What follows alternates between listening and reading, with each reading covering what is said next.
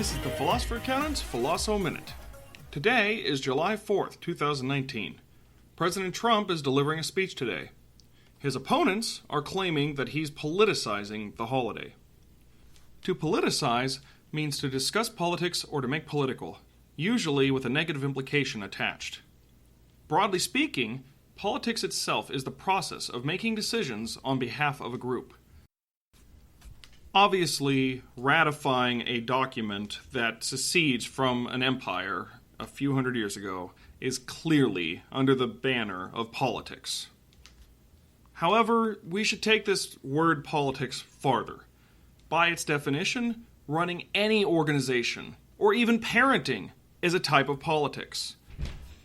A much better question to ask, instead, is why does politics have a bad reputation?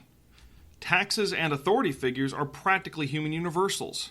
We have never seen a society that does not use taxes, nor a society that doesn't have authority figures.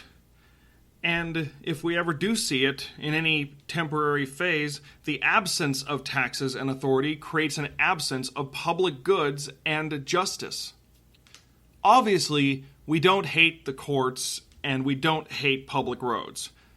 What we do hate is the abuse of power that politics can create.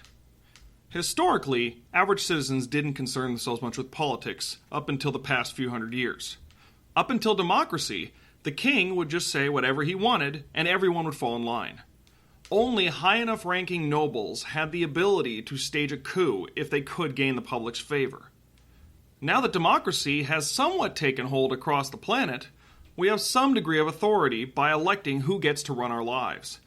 Most citizens who decide to vote will extend their choice to believing that they are entitled to observing the consequences of that vote in their favor. The trouble with democracy is that every elected official, as a human with a will, doesn't need to do what they promised. In fact, the tendency for elected officials to promise fantastic solutions that never get done is a tired punchline. The only thing the public can really do beyond group complaining, also known as protesting, is to vote them out or to destroy the entire system. We give our power to others because of a social contract. I agree for the government to protect me and give me access to public things, and I'll pay my taxes and give them control of part of my life. The perfect balance that governments must make contends between complete freedom by the people in the form of an anarchy and an autocratic state that funnels all the power upwards to the top. Though leftist ideas lately have tried to remove freedom from the top to level out everyone, they so far haven't found a way to give that freedom to the people with the lowest power without the managers skimming some of that power off for themselves.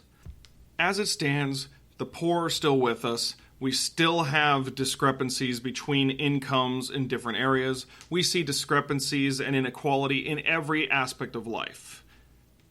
While we're on this planet, any decisions one person makes for another is politics. We choose to submit to those decisions because we find they benefit us somehow.